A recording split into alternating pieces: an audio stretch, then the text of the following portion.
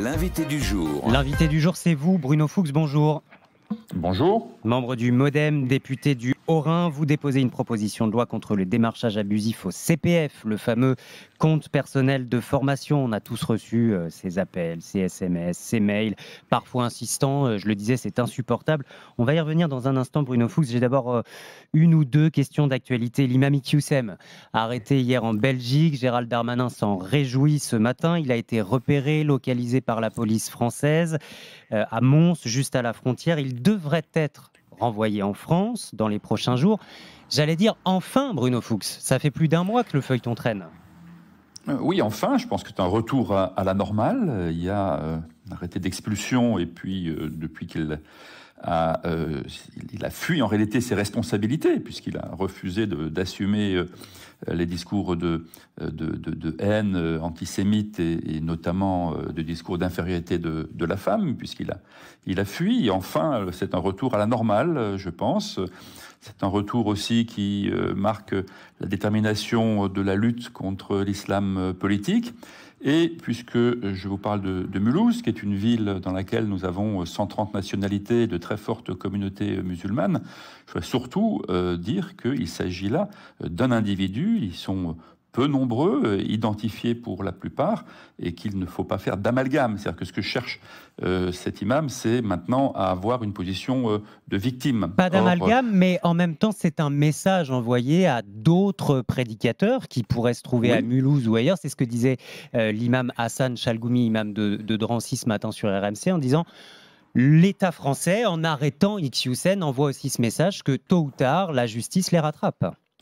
À d'autres prédicateurs, exactement. Mais surtout, je pense que je cherche cet imam, c'est à se rendre victime en médiatisant effectivement sa fuite, son arrestation, et à vouloir faire un amalgame avec une partie importante de nos compatriotes de confession musulmane. Ici, je le vois tous les jours, nous avons des millions de musulmans qui vivent leur foi tout en étant très bien intégrés dans les valeurs de la République. Donc, il y a des prédicateurs, il faut mettre un terme à ces actions d'islam politique, de séparatisme, mais il s'agit d'une partie très minoritaire de la population ici présente en France. La suite voulue par Gérald Darmanin, c'est qu'il soit désormais expulsé, renvoyé vers le Maroc, sauf que le Maroc n'en veut plus. Donc il va falloir aussi régler ce problème-là, Bruno Fuchs. Sinon, c'est au moins un demi-camouflet pour le ministre de l'Intérieur.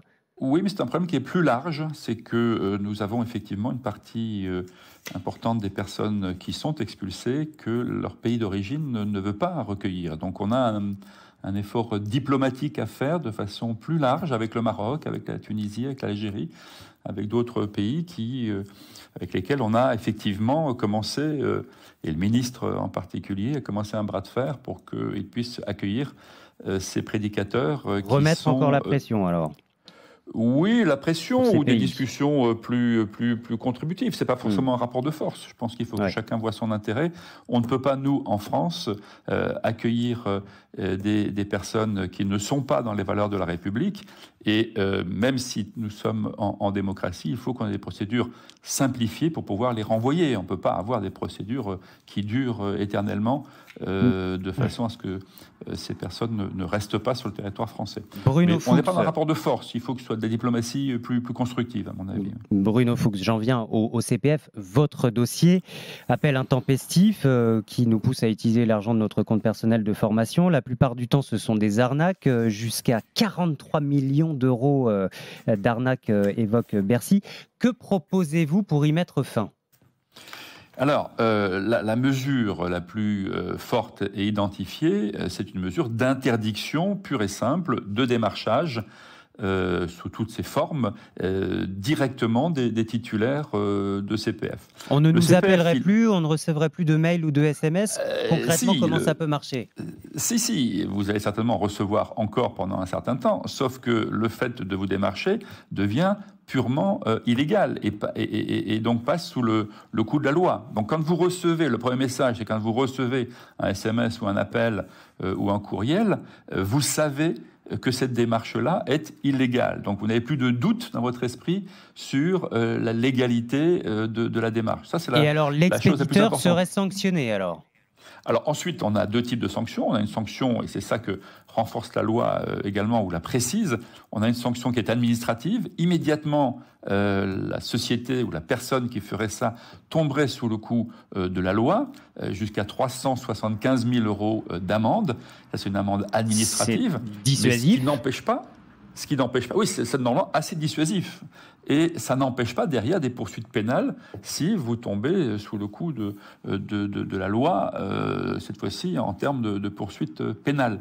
Donc, mais là, vous avez une amende immédiate. Donc, je pense que ça va dissuader un grand nombre d'opérateurs de procéder de la sorte. Ça ne va pas éliminer les SMS, je pense, immédiatement. Bien souvent, en plus, Bruno Fuchs, on s'en rend compte quand on décroche, parce que voilà, parfois il y a des numéros, on décroche et c'est encore le CPF, et on se rend compte que c'est pas forcément des entreprises très organisées derrière, hein, que ce sont des individus qui essayent ici ou là.